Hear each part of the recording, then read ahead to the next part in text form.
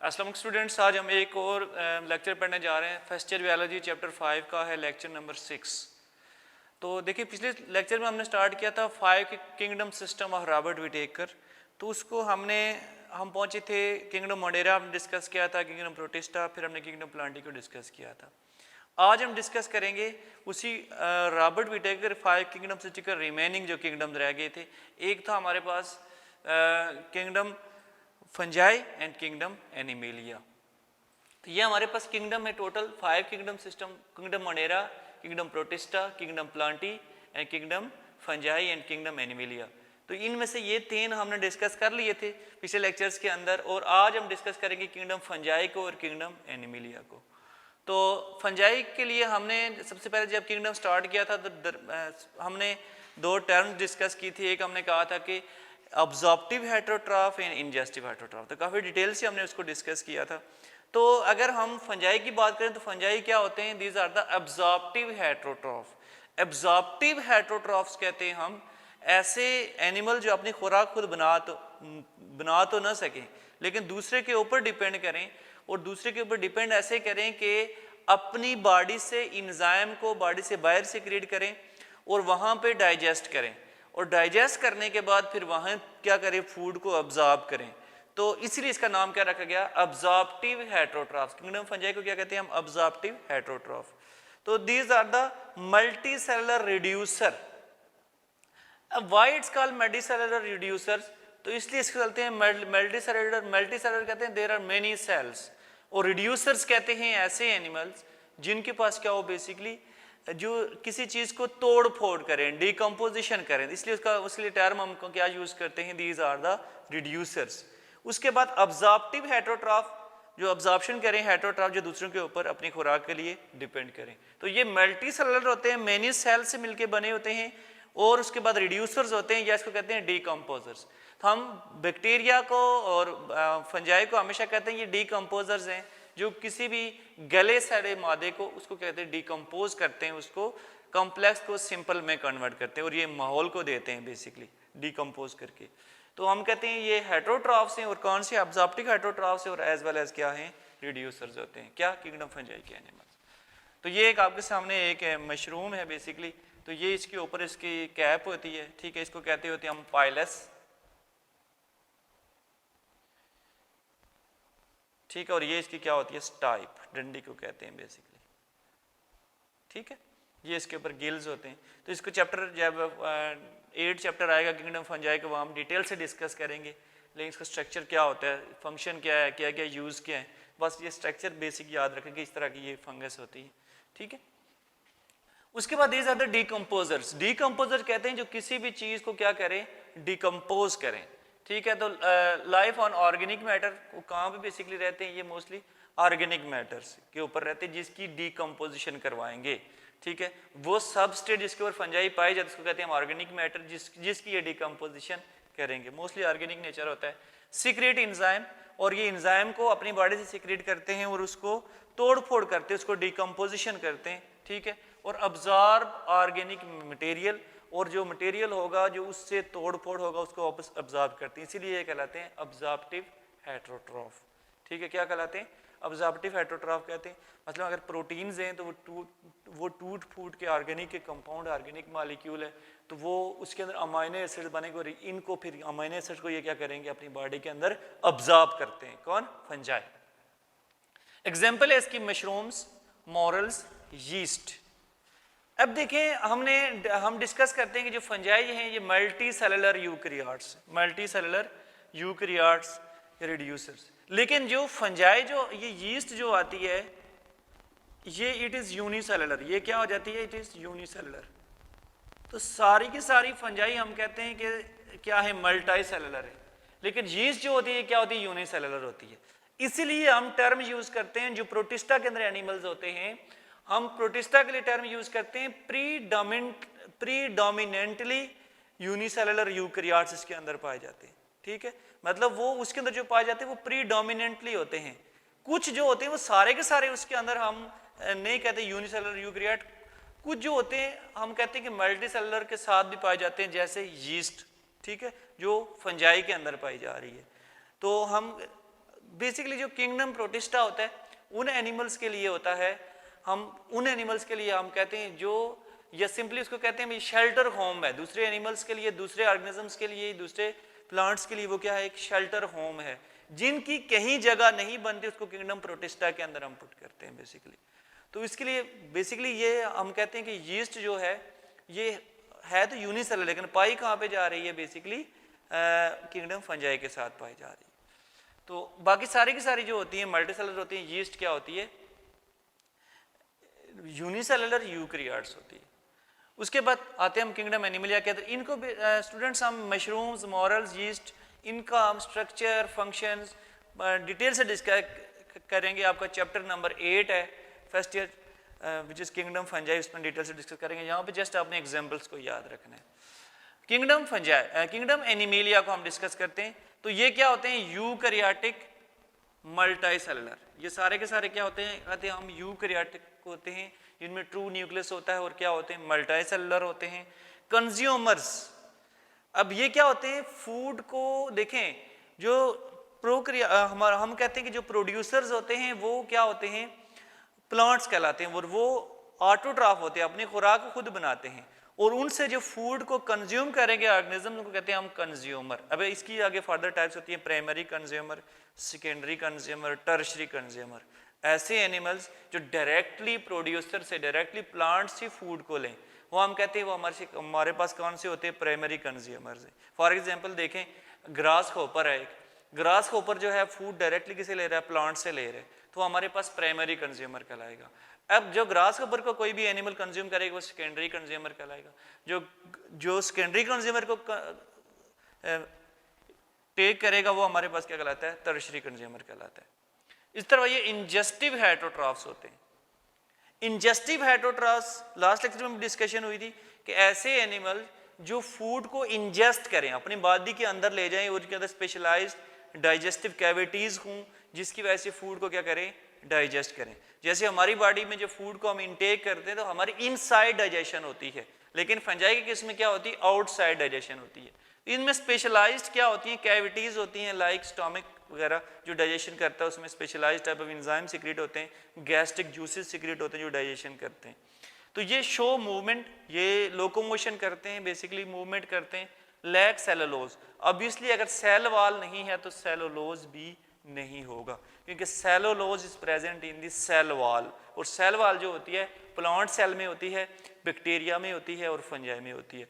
Plant cell की बनी होती है सेलुलोज की, प्लांट सेल की सेल वॉल बनी होती है सेलुलोज की, फंजाई की बनी होती है काइटिन की, और बैक्टीरिया की बनी होती है पेप्टाइडोग्लाइकन की। तो इस तरह हम इसकी एग्जांपल लेते हैं, रेप्टाइल्स, बर्ड्स एंड मैमल्स, ये सारे क्या होते हैं, किंगडम एनिमलिया के अंदर आते हैं। तो रेप्टाइल जो होते हैं इसमें हम कहते हैं ये रेंगने वाले एनिमल्स वगैरह आ जाते हैं, स्नेक हो गया, लिजर्ड हो गई। बर्ड्स परिंदों को कहते हैं हम, there are different type of birds.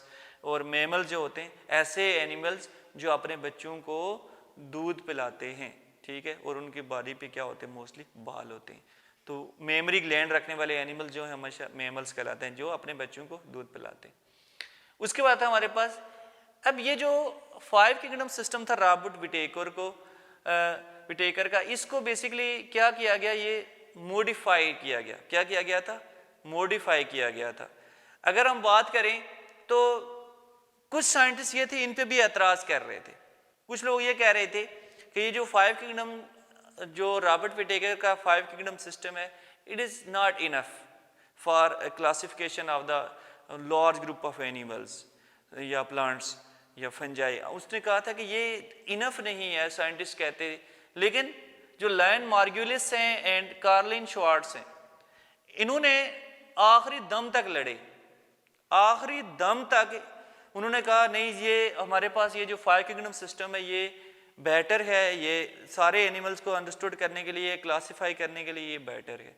तो इन्होंने फिर, लेकिन इन्होंने कहा कि कुछ न कुछ इन्होंने बेसिस बनाई उसको क्लासिफाई करने के लिए, उसको मॉडिफाई किया, ठीक है। तो ये आखिरी दम तक लड़े और उसके बाद इन्होंने इसको कुछ मॉडिफिकेशन की, किसके ऊपर, कुछ बेसिस के ऊपर। देखिए हम किसी भी, जब हम किसी भी स्पीशीज का या किसी चीज़ को क्लासिफाई करने के लिए हम एक उसका क्राइटेरिया, जितना क्राइटेरिया सख्त करते हैं उतनी अच्छी क्लासिफिकेशन होती है, उतनी उससे वैरायटी रिड्यूस होती है, जितने वैरायटी रिड्यूस होगी उतने एनिमल्स जो होते हैं वो अच्छे से हम उनका ग्रुप बना सकते हैं।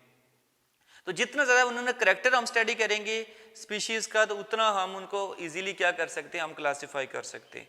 तो एक्चुअली जो बेसिकली हमारे पास कार्लिन श्वार्ट्ज और लाइन मार्गुलिस थे, इन्होंने क्या काम किया था, बेसिकली इन्होंने इसको मॉडिफाई किया गया था, मॉडिफाई किया था किसको, रॉबर्ट विटेकर के 5 किंगडम सिस्टम को।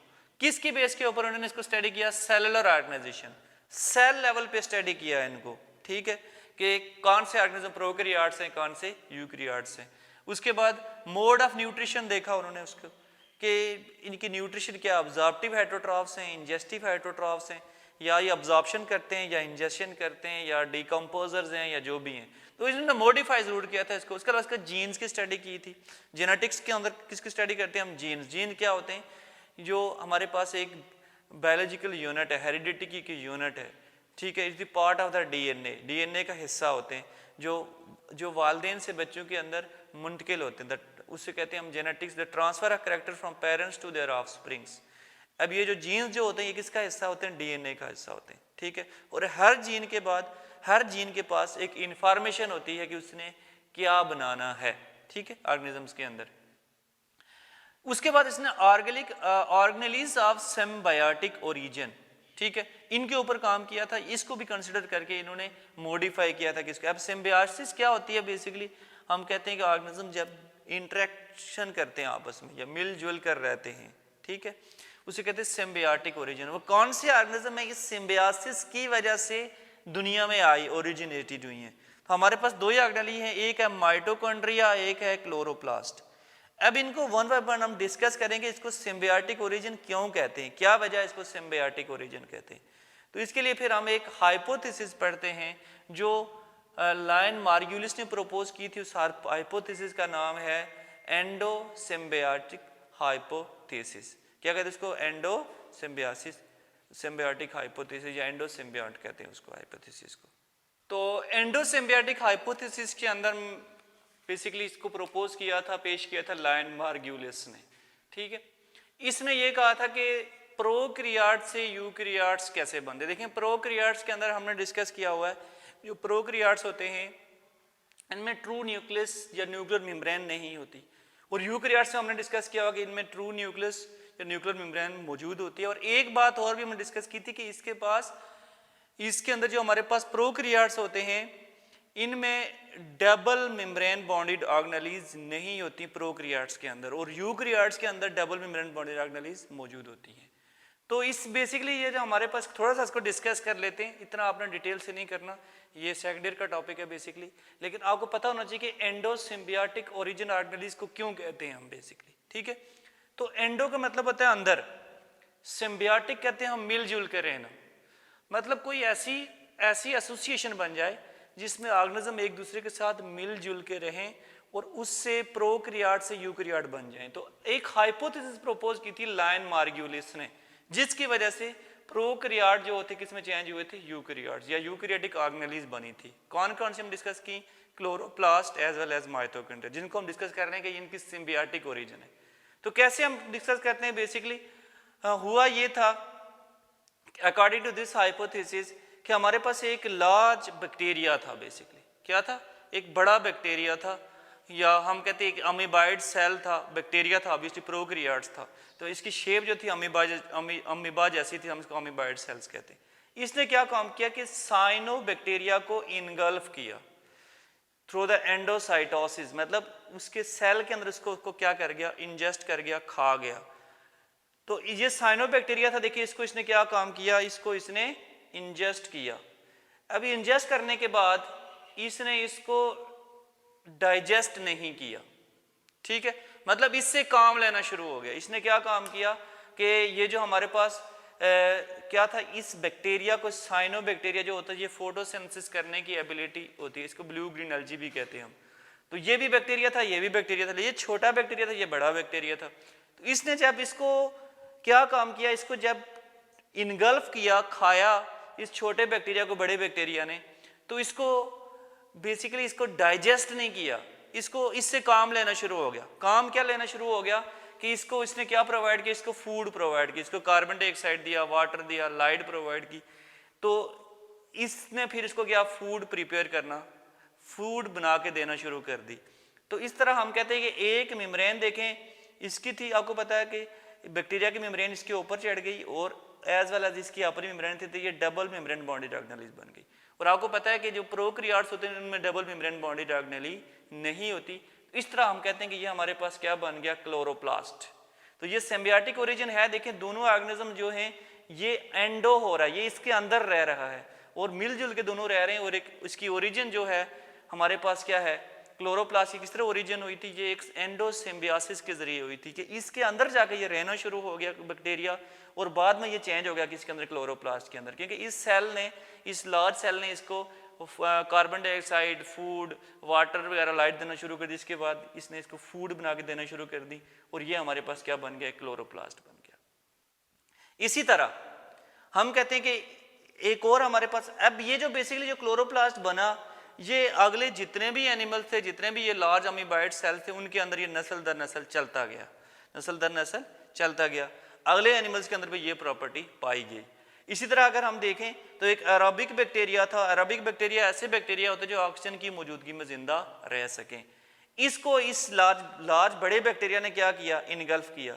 ये ब्लैक कलर वाला छोटा बैक्टीरिया, ये ग्रीन कलर वाला बड़ा बैक्टीरिया, इसने इसको इनगल्फ किया। या लार्ज अमीबाइड सेल्स कहते हैं, प्रोकैरियोटिक सेल होगा ये। इसको इनगल्फ करेगा, इसको अगेन डाइजेस्ट नहीं करेगा, इसका अगेन फूड प्रोवाइड करेगा। ये जो स्मॉल को इसने इनगल्फ किया, जब फूड प्रोवाइड करेगा तो ये इसको काम करके देगा। अब इसने क्या काम करना शुरू कर दिया, एक तो ये एक मेम्ब्रेन इसके ऊपर चढ़ गया और इसकी अपनी मेम्ब्रेन थी डबल मेम्ब्रेन बॉन्डेड बन गया, और इसने इसको एटीपी बना के देना शुरू कर दी। क्या बनाना शुरू देना, it is form the ATP. और आपको पता है कि ऐसा स्ट्रक्चर जो एटीपीज बनाए और डबल मेम्ब्रेन हो, वो हमेशा किसका होता है, माइटोकॉन्ड्रिया का होता है। तो हमारे पास ये दो ऑर्गेनेलिज बनी थी और दोनों की ओरिजिन क्या थी, एंडोसिम्बियोटिक ओरिजिन। किसने प्रपोज किया था इसको, लायन मार्गुलिस ने। ठीक है, लायन मार्गुलिस ने इसको प्रपोज किया था कि ये हमारे पास क्लोरोप्लास्ट और माइटोकॉन्ड्रिया जो होते हैं दोनों क्या होते हैं, इनकी एंडोसिम्बियोटिक ओरिजिन होती है। तो स्टूडेंट इसको आपने ऐसे कंसेप्ट बना के याद करना है। ठीक है, अब बेसिकली अगर आज के आप माइटोकॉन्ड्रिया, क्लोरोप्लास्ट को देखें तो इनके अंदर ये सारे करैक्टर, ऐसे करैक्टर मिलते हैं जो हमें पता देते हैं कि ये बाकायदा ये इनकी ओरिजिन जो है वो एंडोसिम्बियोसिस के जरिए ही हुई है। अगर हम देखें तो आज के जो हमारे पास माइटोकॉन्ड्रिया और क्लोरोप्लास्ट हैं, जो सेल्स यूकैरियोटिक सेल में मौजूद हैं, उनकी मेम्ब्रेन जो डबल मेम्ब्रेन बॉन्डेड होते हैं। ठीक है, क्लोरोप्लास्ट भी और माइटोकॉन्ड्रिया भी। दूसरी बात, अब आपको पता है बैक्टीरिया का जो डीएनए होता है वो सर्कुलर होता है, वो हेलिकल शेप नहीं होता। किस फॉर्म में होता है, सर्कुलर शेप होता है। तो जो हमारे पास माइटोकॉन्ड्रिया और क्लोरोप्लास्ट है, इनका भी डीएनए क्या है, सर्कुलर है। तो ये हमें इस चीज़ का एविडेंस देते हैं कि इनकी जो एवोल्यूशन हुई है वो किससे हुई है, बेसिकली हम कहते हैं कि बैक्टीरिया से हुई है। तीसरी बात अगर हम देखें तो हमारे पास जो बैक्टीरिया के अंदर राइबोसोम्स होते हैं वो होते हैं 70S। कौन से होते हैं, 70S। और यूकैरियोट के अंदर होते हैं 80S। तो बैक्टीरिया का जो राइबोसोम है उसके 70S, एस उसकी यूनिट को कहते हैं स्वर्डबर्ग यूनिट होती है बेसिक राइबोसोम की। ये चैप्टर 4 में हम डिटेल से पढ़ेंगे राइबोसोम्स को। तो 70S बेसिकली हम कहते हैं राइबोसोम्स। इसी तरह हम कहते हैं कि माइटोकॉन्ड्रिया, क्लोरोप्लास्ट के अंदर भी क्या है, 70S राइबोसोम्स होते हैं। ठीक है, उसके बाद सेल्फ रेप्लिकेटिंग, अगर आप देखें तो बैक्टीरिया भी खुद अपनी कॉपी बनाता है। इसी तरह जो हमारे पास माइटोकॉन्ड्रिया होते हैं और क्लोरोप्लास्ट और माइटोकॉन्ड्रिया दोनों ये भी क्या हैं, अपनी कॉपीज खुद बनाते हैं। ये भी सेल्फ रेप्लिकेट करने की एबिलिटी रखते हैं। तो ये सारे कैरेक्टर होने की वजह से हम एक एविडेंस देते हैं कि इनकी जो क्लोरोप्लास्ट और माइटोकॉन्ड्रिया की ओरिजिन है वो क्या है, एंडोसिम्बियोटिक होती है। तो इसमें 70S के अंदर S का मतलब होता है स्वर्डबर्ग, ये यूनिट होती है बेसिकली। जब इंशाल्लाह इसको जब डिटेल से पढ़ेंगे चैप्टर 4 के अंदर तो उसमें आपको बताऊंगा। देन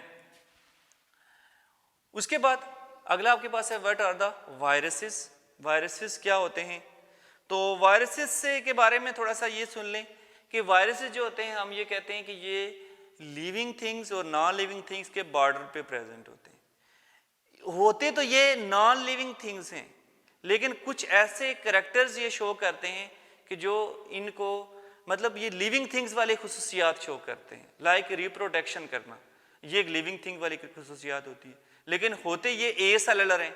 आपको पता है कि विदाउट सेल्स होते हैं, कोई प्रॉपर इनका सेल नहीं होता। अगर सेल को देखें तो हम कहते हैं इसके पास न्यूक्लियस है, साइटोप्लाज्म है, सेल मेम्ब्रेन है, लेकिन बैक्टीरिया के अंदर ऐसा कोई स्ट्रक्चर नहीं होता, ना प्रॉपर न्यूक्लियस होता है, ना साइटोप्लाज्म होता है। इसलिए कहते हैं हम कि ये जो हैं ये नॉन सेलुलर हैं। तो इसको डिफाइन अगर हम करें तो these are the non cellular, या इसको दूसरा टर्म कहते हैं हम ए सेलुलर। ये नॉन सेलुलर भी हैं और क्या हैं, ए सेलुलर भी हैं। और these are the infectious entities, ऐसी इन्फेक्शन काज करने वाली कोई चीज़ है, इंटिटीज का मतलब चीज़ है, मटीरियल है, विच कंटेन आइदर डीएनए और आरएनए, जो बेसिकली डीएनए आरएनए तो रखता है, या डीएनए रखेगा D oxy ribo nucleic acid या राइबो न्यूक्लिक एसिड। किसके अंदर कवर हुआ होगा, एक प्रोटीन कोट के अंदर। तो it's enclosed in a protein coat. Enclose का मतलब किसके अंदर कवर हुआ होगा। देखिए हमारे पास ये एक, हम कहते हैं कि ये एक वायरस है, ये इसका न्यूक्लिक एसिड है, ये क्या है, न्यूक्लिक एसिड है, ठीक है। इसके बाहर ये क्या है स्टूडेंट्स, प्रोटीन कोट है, ये क्या है, प्रोटीन कोट। तो यही हम कह रहे हैं कि वायरसेस क्या है, ये नॉन सेलुलर है और एक इन्फेक्शन काज करने वाली कोई चीज़ है जिसके अंदर क्या होता है, डीएनए या आरएनए या न्यूक्लिक एसिड होता है, और उसके या डीएनए वायरस होता है या आरएनए वायरस होता है, और उसके बाहर क्या होता है, एक प्रोटीन का बना क्या होता है, कोट होता है। तो हम कहते हैं कि ये क्या है, वायरस की डेफिनेशन है। लेकिन ये सारे जो कैरेक्टर्स हैं हम कहते हैं कि मोस्टली नॉन लिविंग थिंग्स वाले, नॉन सेलुलर है, ए सेलुलर है, ठीक है। लेकिन ये रिप्रोड्यूस करता है ओनली इन लिविंग सेल्स। अब ये देखें, रिप्रोडक्शन करना ये एक कैरेक्टरिस्टिक जो होती है लिविंग थिंग्स की है। तो ये जो रिप्रोडक्शन करना ये लिविंग थिंग्स को इसके अंदर शामिल कर लेता है। इसलिए कहते हैं हम वायरसेस जो होते हैं ये लिविंग थिंग्स और नॉन लिविंग थिंग के किसके प्रेजेंट हैं, बॉर्डर के ऊपर प्रेजेंट है। अच्छा, उसके बाद वायरसेस क्या करते हैं, ये यूटिलाइज करते हैं, इस्तेमाल करते हैं क्या, biosynthetic machinery of the host. Reproduction तो करते हैं, लेकिन देखिए अगर किसी भी चीज़ की कॉपी करने के लिए, उसकी सेंसस करने के लिए हमारे पास दो चीज़ें चाहिए होती हैं। एक तो हमें मटेरियल चाहिए होता है, दूसरा हमें मशीन चाहिए होती है। देखिए आप फोटो कॉपी करवाते हैं तो एक तो आपको जिस चीज़ की फ़ोटो कॉपी करवानी है उसके लिए आपको वो मटेरियल चाहिए, पेपर चाहिए जिसकी आपने कॉपी करवानी, दूसरा आपको मशीन चाहिए जो फोटो कॉपी कर सके। लेकिन वायरसेस के बाद ये दोनों चीज़ें नहीं होती, इसलिए ये किसको यूज़ करता है, अपने होस्ट को यूज़ करता है। तो अपने होस्ट को यूज़ करके जो मटेरियल बनाएगा वो अपने लिए बनाता है, होस्ट के लिए नहीं बनाता। और जब होस्ट के लिए वो अपने लिए मटेरियल बनाएगा तो होस्ट के अंदर डिजीज काज कर लेता है मोस्टली। तो यही बात देखी गई है कि it's use the biosynthetic machinery of the host. Host की वो चीज़ें यूज़ करता है जो डीएनए सेंसिस करती हैं, आरएनए डीएनए को अपने कंट्रोल में ले लेता है, और राइबोसोम्स बेसिकली वगैरह उससे प्रोटीन सिंथेसाइज करवाता है। तो हम कहते हैं इसकी बायोसिंथेटिक मशीनरी को कंट्रोल में ले लेता है, किसकी, होस्ट की सेल के अंदर जाके। And synthesised for its synthesis. देखिए होस्ट की बायोसिंथेटिक मशीनरी को कंट्रोल में ले रहा है, लेकिन सिंथेसिस किसके लिए कर रहा है, अपने लिए कर रहा है। And transfer them cells efficiently to the next cells. इस तरह एक सेल से दूसरे सेल्स के अंदर ये क्या होता जाता है, ट्रांसफर होता जाता है, ठीक है। तो ये बेसिकली क्या है, वायरसेस का थोड़ा इंट्रोडक्शन है, ये क्या होते हैं। तो ये हम कहते हैं कि ये जो वायरसेस होते हैं ये एक सेल से दूसरे सेल्स के अंदर, एक सेल से दूसरे होस्ट के अंदर, एक सेल से होस्ट के एक सेल से दूसरे सेल के अंदर ये क्या होते हैं, ट्रांसफर होते हैं। देन स्टडी ऑफ वायरस जो होता है, वायरस की बायोलॉजी की वो ब्रांच जिसके अंदर वायरस को स्टडी करते हैं वो हमारे पास क्या कहलाती है, virology. The scientist who studies virus is known as the virologist. तो वर्ड वायरस जो है इट इज डिराइव्ड, ठीक है। ये बेसिकली हम कहते हैं कि ये लैटिन बॉन्ड से डिराइव हुआ है, जिसका मतलब होता है पॉइजन्स। क्या कहते हैं इसको हम, वीनॉम। बेसिकली ये किससे डिराइव हुआ है, वीनॉम। और वीनॉम का मतलब होता है पॉइजनस फ्लूइड। किससे क्या कहते हैं हम, पॉइजनस फ्लूइड। ये लैटिन बॉन्ड से डिराइव हुआ वीनॉम, और वीनॉम का मतलब होता है ये क्या है, एक पॉइजनस फ्लूइड है जो जहर काज करने वाला या बॉडी के अंदर जहरीला है, क्या है, एक फ्लूइड है। उसके बाद क्या आ जाती है, हिस्ट्री, ठीक है। तो हिस्ट्री की अगर बात करें तो हम कहते हैं about a century ago at the time of the Louis Pasteur and Robert Koch. अगर हम बात करें तो हिस्ट्री की, अगर लेविस पास्चर और रॉबर्ट कोच के वक्त ये वायरस को क्या कहा जाता था, वायरस के बारे में एक सिंपली ये कहा जाता था कि वायरसेस क्या है, बेसिकली एक जहर है जो इंसान के अंदर क्या काज करते हैं, डिजीज काज करते हैं और डेथ काज करते हैं। बाकी इसके बारे में कोई इंफॉर्मेशन नहीं थी कब लेविस पास्चर के दौर में और रॉबर्ट कोच के बारे में, जब रॉबर्ट कोच का जब दौर था। इनका लाइफ स्पैन आपने केयरफुली याद करना है ये, क्योंकि ये पेपर पॉइंट ऑफ व्यू से बड़ा इंपॉर्टेंट होता है, एमसीक्यू बन सकते हैं इससे, ठीक है। तो वर्ड उनके दौर में वायरस को जस्ट क्या कहा जाता था कि ये एक ऐसा पॉइजन है, जहर है जो क्या काज करता है, डिजीज काज करता है एंड डेथ काज करता है। लेकिन आज के दौर में आज का जो मफहूम है इसका, प्रेजेंट नोशन, ठीक है, जो प्रेजेंट इसका ख्याल है, मफहूम है, वो टोटल क्या हो चुका है, चेंज हो चुका है, इंटरली डिफरेंट, टोटल क्या हो चुका है, चेंज हो चुका है। कैसे? Viruses are recognised at the particle of nucleic acid. Viruses को हम क्या कहते हैं, एक ऐसे पार्टिकल्स हैं किसके, न्यूक्लिक एसिड के, या वो डीएनए होंगे या आरएनए होंगे। डीएनए और आरएनए के ऐसे पार्टिकल्स हैं जो किसके अंदर इनक्लोज्ड हैं, प्रोटीन कोड के अंदर इनक्लोज्ड हैं, ठीक है। लेकिन देखें यही बात की कि ये डीएनए या आरएनए के न्यूक्लिक एसिड के ऐसे पार्टिकल हैं जो एक प्रोटीन कोड के अंदर क्या है, इनक्लोज्ड हैं। This one is protein code, protein code के अंदर क्या है, इनक्लोज्ड हैं, और इसको कहते होते हैं हम कैप्सिड। क्या टर्म यूज करते हैं, कैप्सिड, इस प्रोटीन कोड को। तो हम कहते हैं कि ये जो वायरसेस जो हैं ये डीएनए और आरएनए के ऐसे पार्टिकल्स हैं, एक प्रोटीन कोड के अंदर क्या हुए हैं, बेसिकली इनक्लोज्ड हैं, और ये रिप्रोड्यूस कहते हैं ओनली लिविंग सेल्स के अंदर, और जस्ट लिविंग सेल्स के अंदर रिप्रोड्यूस करते हैं और उनके अंदर क्या काज करते हैं, डिजीजेस काज करते हैं। बड़ी फेमस डिजीजेस हैं हेपेटाइटिस, एड्स, स्मॉल पॉक्स। तो ये सारी जो डिजीजेस हैं ये बेसिकली किसकी वजह से होती हैं, वायरसेस की वजह से होती हैं, ठीक है।